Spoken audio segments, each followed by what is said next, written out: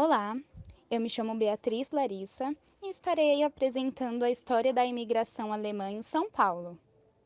Bom, a imigração dos alemães para o Brasil ocorreu entre os séculos XIX e meados do século XX, em consequência da Primeira e Segunda Guerra Mundial, e pelos conflitos terem se estendido por toda a Europa.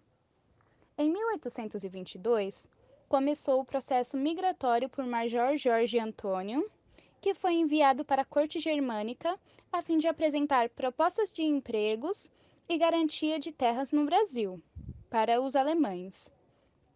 Mas, na verdade, o Brasil estava apenas em escassez de mão de obra escrava e, por esse fator, trouxeram os alemães para São Paulo. Em 1827, chegaram os primeiros imigrantes alemães em São Paulo, trazidos pela embarcação Galera Holandesa Maria, no Porto de Santos. Logo após, em 1829, já haviam mais de 1.000 colonos no Departamento de Imigração em São Paulo, até irem para as fazendas de Santo Amaro, sendo mais específico a região de Palheiros, onde ocorriam as corridas de cavalos entre os alemães e os brasileiros. Porém, esses alemães descobriram que as terras onde eles estavam se alocando eram terras dominadas por brejos. E aí que surgiu a grande decepção, onde os alemães começaram a migrar para outros estados do Brasil, começaram a migrar para as outras áreas. Heranças culturais. A imigração alemã no Brasil teve um importante papel no processo de diversificação da agricultura e no processo de urbanização e de industrialização, tendo influenciado em grande parte a arquitetura das cidades e, em suma, a paisagem físico-social brasileira. A vida cultural dos imigrantes também teve um papel importante na formação da cultura brasileira, especialmente no que diz respeito a certos hábitos alimentares, encenações teatrais típicas, corais de igrejas, bandas de música e assim por diante. Exemplo característico é o Oktoberfest, que a princípio surgiu como uma forma de manifestação contra as atitudes tomadas pelo Estado Novo ao proibir atividades culturais que identificassem a germanidade. Hoje ela é uma festa que simboliza a alegria alemã, tendo incorporado como adaptações e modificações a gastronomia, a música e a língua alemã. Uma das formas de expressão da cultura de um povo são seus objetos, arquitetura, roupas e associações. No caso da cultura dos imigrantes alemães, isso não é diferente. Há várias construções concentradas principalmente no sul do país que recordam a participação desse povo em nossa formação cultural. Por exemplo, temos o Museu da Casa do Imigrante, que é visto como um símbolo da imigração alemã, pois em 1824 os primeiros imigrantes eles se instalaram nessa casa. Ela foi construída em 1788 e era utilizada como um estabelecimento agrícola estatal para a plantação de linho de cânhamo, que era um material muito utilizado na época para fabricar cordas de navios à vela. Já no século passado, durante a administração de Teodomiro Porto da Fonseca, a casa foi adquirida pela prefeitura com o fim de restauração. Com o planejamento do arquiteto Theo Weizmann, foram incorporados à casa traços germânicos, imitando o estilo Einstein-Mel. A casa só se tornou museu em 1984, sendo propriedade do Museu Histórico de Visconde de São Leopoldo, e foi tombada como patrimônio histórico em março de 1992. Sua decoração em móveis, utensílios e vestuários, eles são expostos de forma temática e são os mesmos utilizados pelos imigrantes germânicos que uma vez habitaram a casa. Entre os cômodos há uma cozinha colonial, quarto de alfaiate, quarto de dormir, oficina de fotógrafo, venda típica de colônia e outros quartos e salas antigas. No pátio também existe uma táfona e ao lado uma coleção de pedras tumulares antigas. Já sobre o Museu Histórico Visconde de São Leopoldo, ele foi fundado em 1959 e é atualmente proprietário da Casa do Imigrante. Ele possui um acervo histórico com diversas peças e uma biblioteca com mais de 8.000 volumes de temas variados, mas sempre ligados à imigração alemã ou herança deixada por esse povo. Livros sobre história, geografia, artes, folclore e tradição do Rio Grande do Sul e da imigração alemã.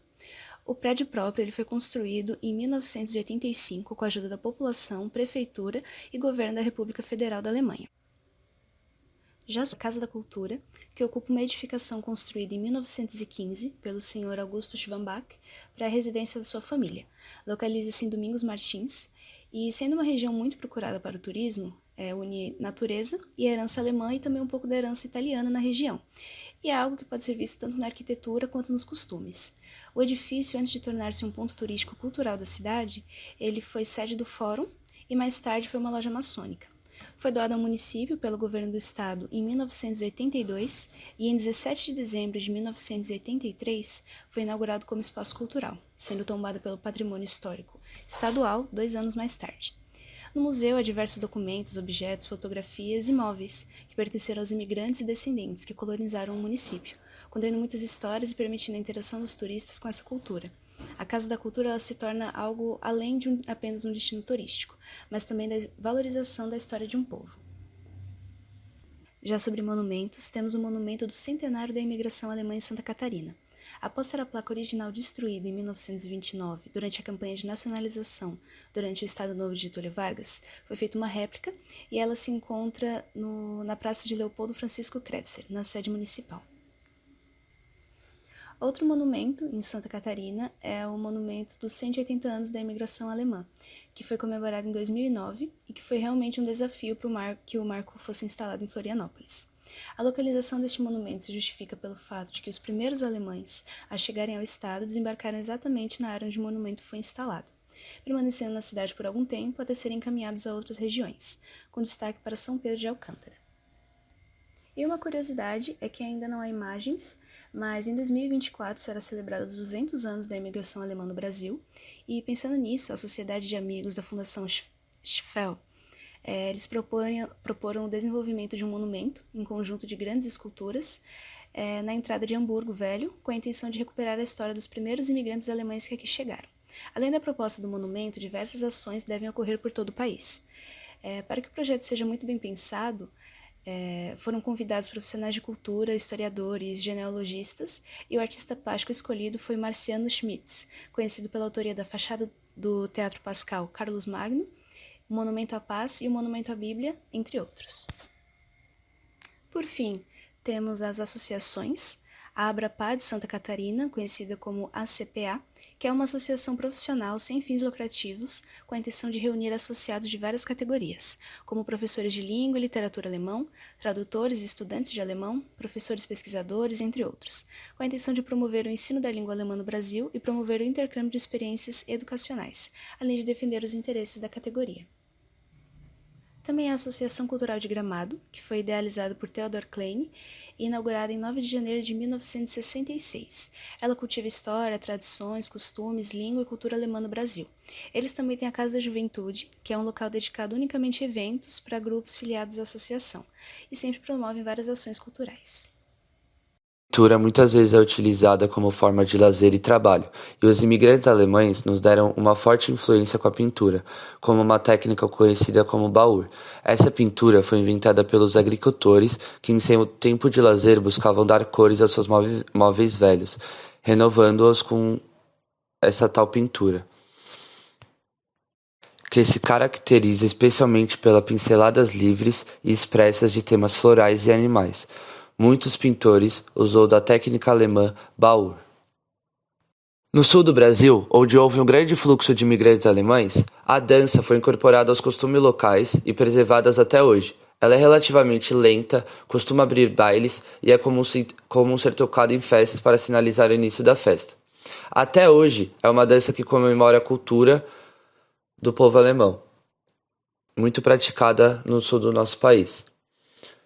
Já na música, uma das influências musicais mais fortes dos alemães no Brasil constituiu na criação de uma rede de associados ao canto coral. Com isso veio o surgimento de obras de corais de autores brasileiros e imigrantes alemães que aqui no Brasil se tornaram mundialmente conhecidos. Patrimônio imaterial.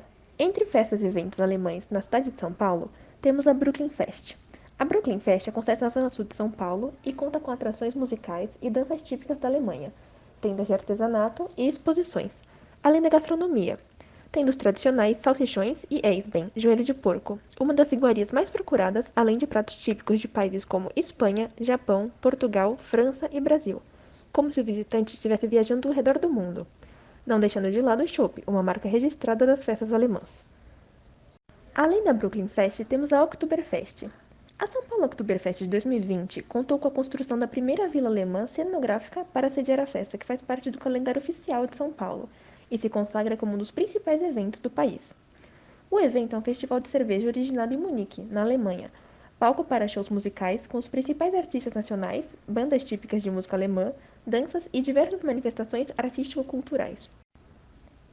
Agora falando sobre gastronomia, a migração dos alemães que se estabeleceram no sul do Brasil para a capital paulista consolidou a culinária alemã na cidade que, a partir do crescimento industrial na década de 80, teve em peso frequentadores alemães que buscavam emprego na capital de São Paulo. Nos dias de hoje, a cidade conta com inúmeros restaurantes alemães, tanto tradicionais quanto novas opções que procuram representar essa rica gastronomia que agrega tanto a cultura alimentar paulistana. Portanto, a culinária alemã tem um lugar importante em território brasileiro, e seus restaurantes se diversificam entre cozinha clássica e tradicional, moderna e contemporânea, e de especialidades que caíram no gosto público daqui, além de possuírem sempre a preocupação de manter os princípios da cultura germânica tanto nos pratos como na ambientação. Religião. Segundo Deutsche Welle, a emissora internacional da Alemanha, mais de 60% dos moradores de Berlim são ateus. Os cristãos estão no segundo maior grupo, seguidos de muçulmanos e judeus. Mais de 60% dos moradores, como já citado, são da cidade e não seguem qualquer religião. Atualmente, cerca de 576 mil berlinenses são luteranos e mais de 331 mil católicos. Em seguida, a gente tem nesse segundo slide os muçulmanos, com aproximadamente 10%. Um número um pouco maior do que a média nacional, que é de 6,2%. Os judeus são o menor grupo religioso, com cerca de 9,5 mil pessoas em Berlim. E com isso nós temos que as pessoas na Alemanha, elas são livremente para profetizar a sua fé, independente de qual seja a sua religião, e estados separados. Com isso, o cristianismo, o luteranismo e o catolicismo estão melhor presentes no sul do Brasil, devido ao isolamento em regiões de difícil acesso, sendo possível a criação de diversas colônias predominantes germânicas.